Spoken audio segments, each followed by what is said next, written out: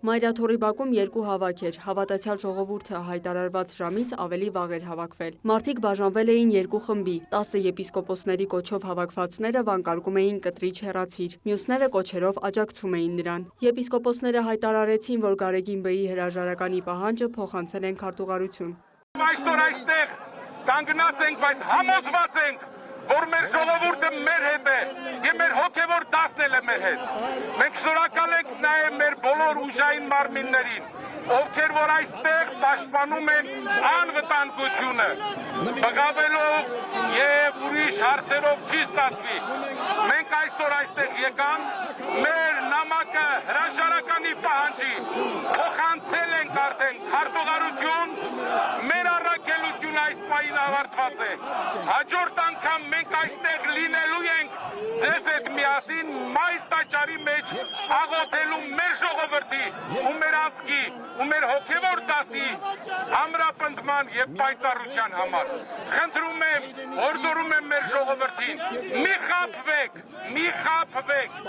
այնպես որ բոլորը մերն եք ու վերջ։ Շնորհակալ ենք։ Տաճարի ներսում աղոթքի էր հրավիրել Արագածոտնի թեմը, նրանց սատարելու մասին էին հայտարարել ընդդիմադիրները։ Նշեմ, որ այստեղ միասնական աղոթք անցկացնելու մասին հայտարարություն էր տարածել նաև Արագածոտնի թեմը։ Այդ աղոթքին մասնակցելու համար այժմ Մայրաթորի տարածքում են Սամվել Կարապետյանի եղբորորդի Նարեկ Կարապետյանը, Ռոբերտ Քոչարյանի որդի Լևոն Քոչարյանը, ինչպես նաև դաշնակցական իշխան Սաղաթելյանը։ Այստեղ են նաև ընդդիմադիր մի շարք պատգամավորներ։ Մայրաթոր Սուրբ Էջմիածնում էր նաև Տեր Արամ Քահանա Ասատրյանը։ Իմ կարծիքով իրենք ոչ թե եկել են եկեղեցուն սատարելու, այլ անձին սատարելու։ Այս իմաստով իրենք ուզում են անձին պաշտպանել եւ եկեղեցին պաշտպանելու ինձ թվում է հարց չունեն, իրենց առաջ նման նպատակ չունեն դրած, եթե նման նպատակ ունենային, կանցնեին մեր շարքեր։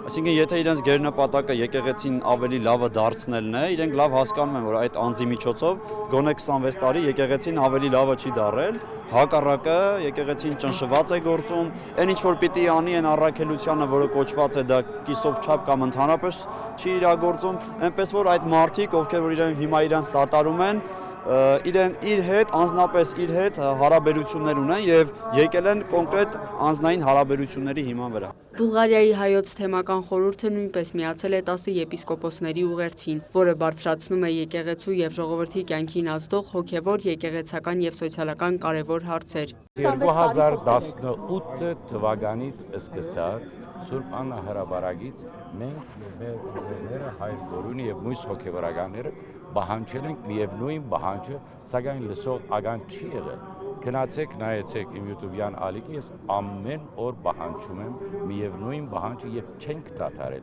Ինչու եք ասում 26 տարի առաջ չեք խոսել, ինչու հիմա խոսել։ Ինչ գիտեք։ Կոնե ես բարձրացայներ եմ, բայց ինչքան հավատացյալներ կան, որոնք ցավ իրենց սրտի մեջ ամեն օր դարաբում են եկեղեցու իրավիճակի համար եւ իրենց լսող չկա։ Ես կարծում եմ շատ հոգեվորականներ կան, որոնք միացած են արդեն, ոմանք ներքին կարգով մենք տեղյակ ենք, իսկ ոմանք էլ անպայմանորեն կմիանան բացահայտ։ Այսինքն պիտի կա մի բախ, որ մենք այս վախը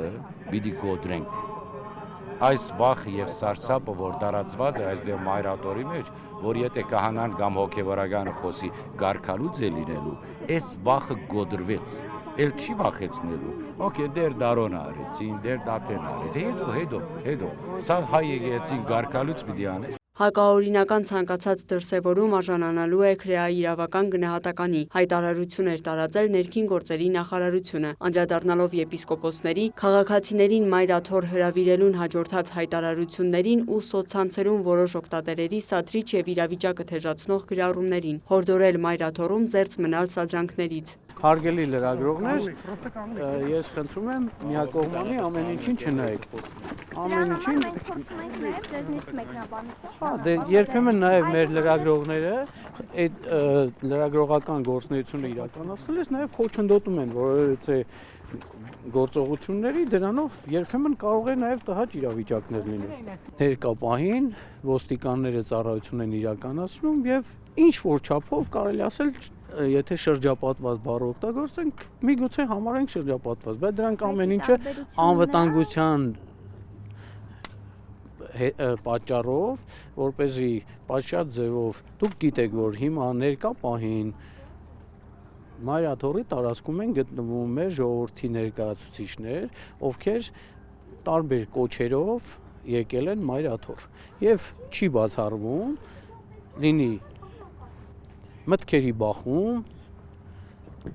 եւ այդ ընթացքում լինեն հակաիրավական գործողություններ։ Հավաքի անցկացման կոչ 10 եպիսկոպոսներն արել էին դեռ 3։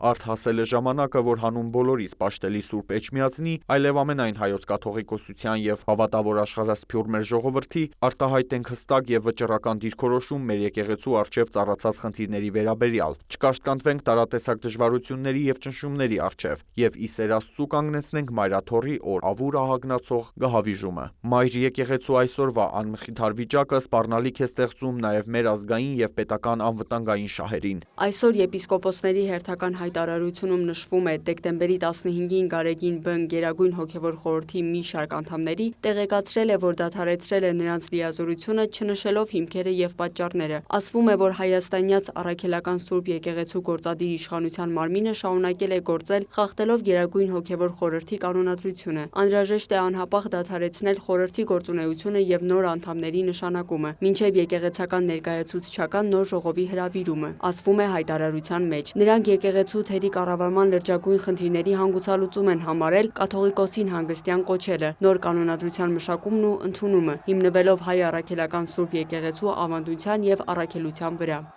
Լիանա Խաչատուրյան, Մերի Խաչատրյան, Աշոտ Խաչատրյան, լուրեր։